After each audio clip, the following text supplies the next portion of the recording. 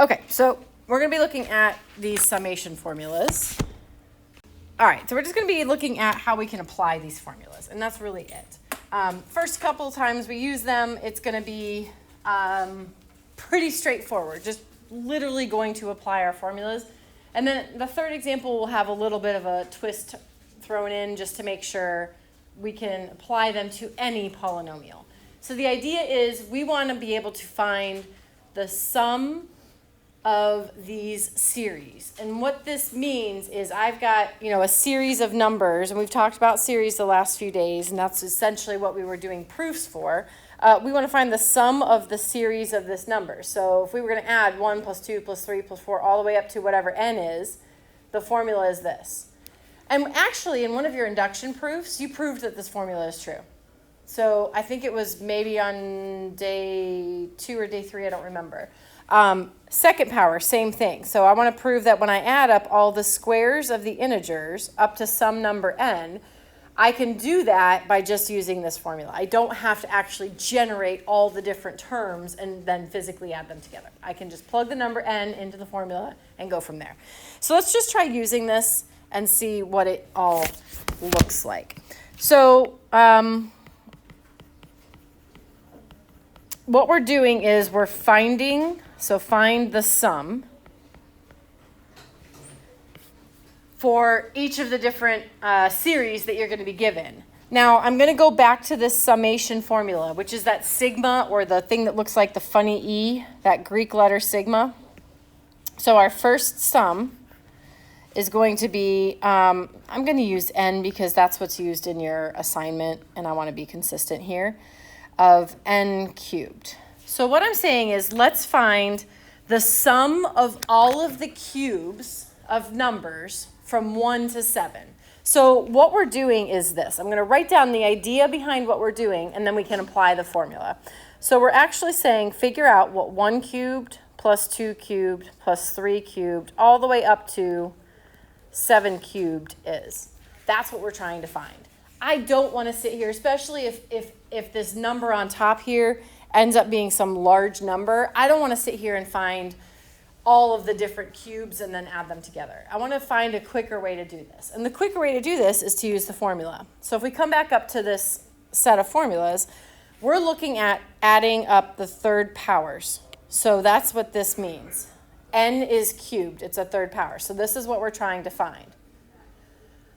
N in the formula is whatever this number is on top of our sigma notation. In other words, it's whatever number we're going up to. So we're going up to 7. We start at 1 and go up to 7. One thing to note is that these formulas can be used directly, exactly how they're written, as long as you start with 1. So if you don't start with 1 here, we'd have to adjust. I don't think you're going to see any of the ones you do tonight that don't start with 1, but I just want to make sure I say that as a disclaimer. It has to start with 1. Otherwise, we'd have to do something a little bit different. All right, so what we're doing is we're saying let's find the sum of those numbers by just using this guy. We would say 7 squared times 7 plus 1 squared all over 4. And again, it's important to remember here, I'll move this up so we can see it a little bit better. It's important to remember that this number is what's going here. Okay, so when we're actually applying the formula, what you're plugging in is that number up top.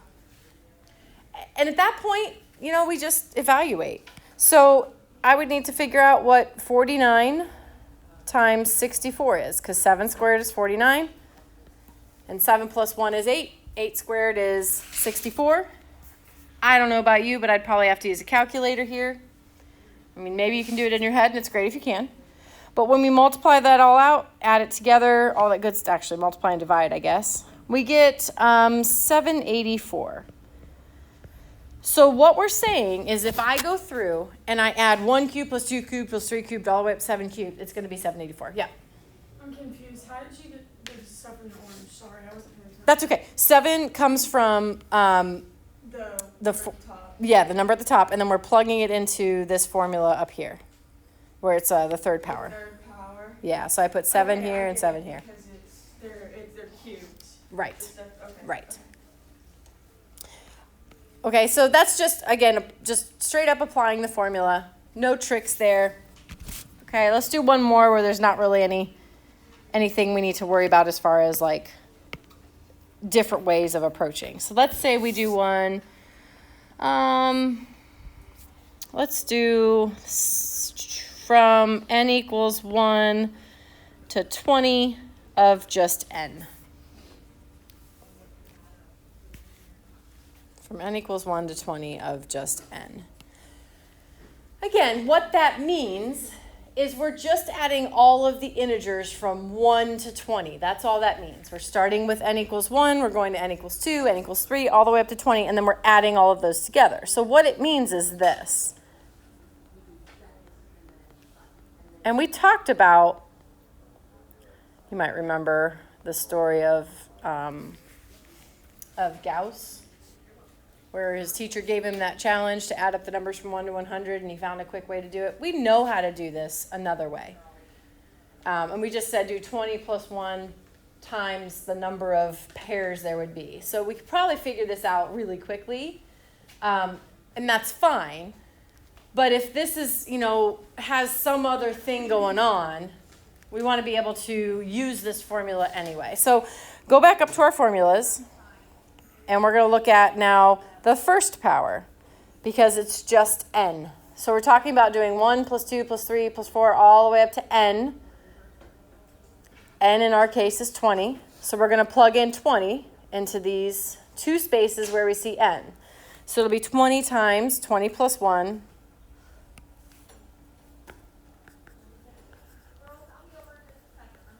All over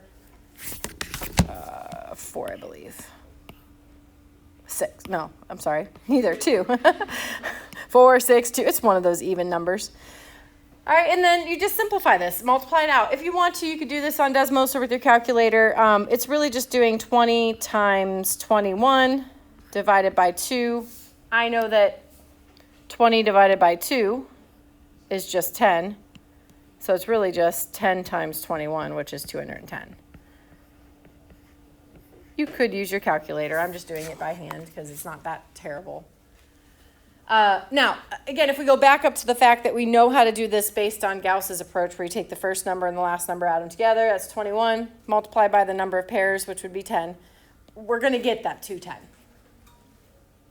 So either way, you get the same kind of thing. But we can use that formula to make things a little bit quicker. Okay, let's try another one. I think I'm going to, move over here and do the last one. So we're going to do one more. And this one's a little more interesting because it's not just a straightforward application of the formulas.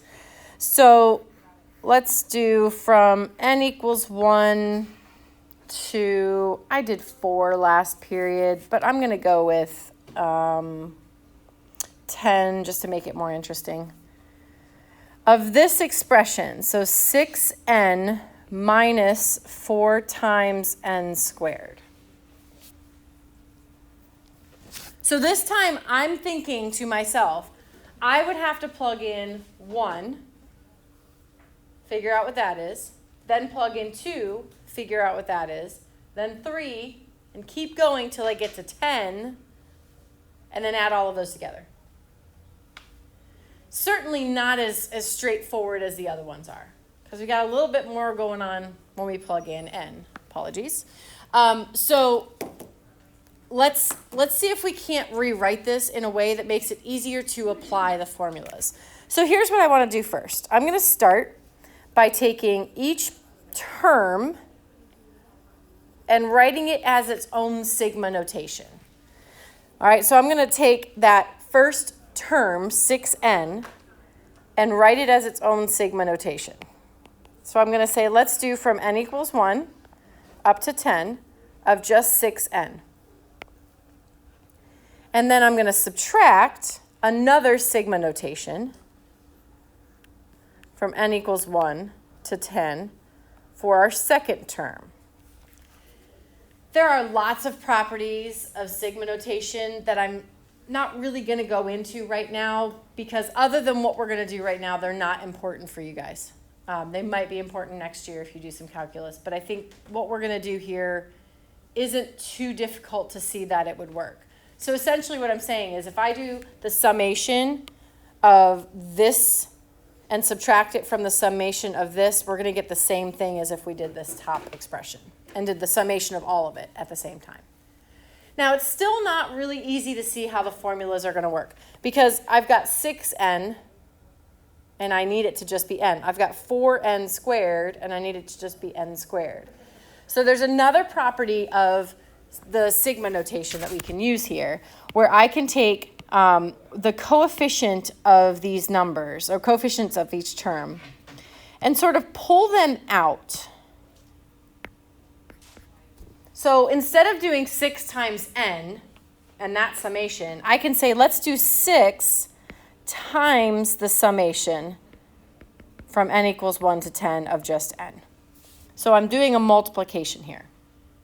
So 6 times that summation. And then I can do the same thing here. I can do 4 times the summation of n equals 1 to 10 of n squared. So I can break this up and get it to where we're just doing the summation of what the formula allows us to use. And then it's just a matter of plugging stuff into the formulas. So we're going to use two different formulas there. We're going to use n. So we're going to use n, this one, and we're going to use n squared, this one. This one. N squared looks a little bit trickier than n cubed, but we're just using a formula, that's all. Now our value that's going to get plugged in to all of the different formulas is that number up top. So this is what we're plugging in for n in each of the formulas. It's the highest term. So let's do this. First one is 6 times n. So we're going to do 6 times whatever the formula is for just n. I'm just leaving a gap there for a minute. Minus 4 times whatever our formula is for n squared. So the 6 times the n, so it's going to be 10 times 10 plus 1 over 2, just looking back up at the formulas. So 10 times 10 plus 1, and I'm writing out every single step here. You could obviously move things along a little bit more quickly. And then for n squared, we can do, sorry, I zoomed in a little bit too much there, or zoomed out. N times n plus 1 times 2n plus 1 all over 6. So that looks like this. We're going to take our n value, which is 10, times 10 plus 1, times 2 times 10 plus 1, all over 4. All over 6. Why do I keep wanting to put that one over 4? Sorry. All right, so again, just going back to the formulas, plugging in my highest number in my series and evaluating. At this point, you could absolutely take your calculators out and do the hard work that way. I'm going to try to do some of this by hand. So this will be 6 times, I know that 10 divided by 2 is 5. So it's really 5 times 11, which is 55. That seems wrong. Oh, no, I did a different number last period. That's right, 55. You guys get that? Does that make sense? And then over here, let's see. We're going to have 4 times, so we've got 10 times 11 times 21. This one might be a little bit trickier to do in our heads. I'm going to take out my calculator or take out Desmos and use it. So we'll have, let's see, 10 times 11 times 21, and then divided by 6, and we get 385. So here's what we have. We have 6 times 55 minus 4 times 385. So let's see what that ends up being. 6 times 55, 330. This is all just using your calculator. You could probably do this a lot faster than I'm doing it. I'm just making sure we don't skip any steps and miss something. So 4 times 385 is 1540. And then we're going to do 330 minus 1540. And you get a negative number. And so it might seem a little strange that it's a negative number, but if you think about what it is that we're adding together in the original expression, we're taking 6 times n, which is a linear term, and subtracting 4 times n squared, which is a quadratic term. The quadratic is definitely going to be bigger than the linear term every time. So we should end up with a negative number here. So negative 1210. Saves us, it might not seem like it because we kind of took our time going through this, but it does save you a lot of time to use the formula versus trying to generate all 10 terms and then add them together. And then if I made that instead of 10, what if I made that like 200? Now it for sure is not going to make sense for you to generate 200 terms because it'll take at least shorter than what we just did to figure it out using the formulas. So the big thing with this one was just making sure that you can break it up. And honestly, you could probably go from the original expression to what I have here in one step, right? I don't think you need 2 steps to do that, but it's up to you. Do what you need to do. Take as much time as you need to get through it. The idea is just to make sure you can rewrite it so that we can apply the formulas. Okay, do you have any questions right now? The big thing is just be able to use these formulas. If you can apply the formulas to a different expression based on whether it's first power, second power, third power, fourth power, fifth power, that's all you need to be able to do. Next year, you probably won't use much beyond the third power. I don't know because I haven't taught the integral piece of calculus yet, so it might be that you do more with it. But I know right now in calculus, we're really focused on like the first 3. Okay. That's all I have for you today.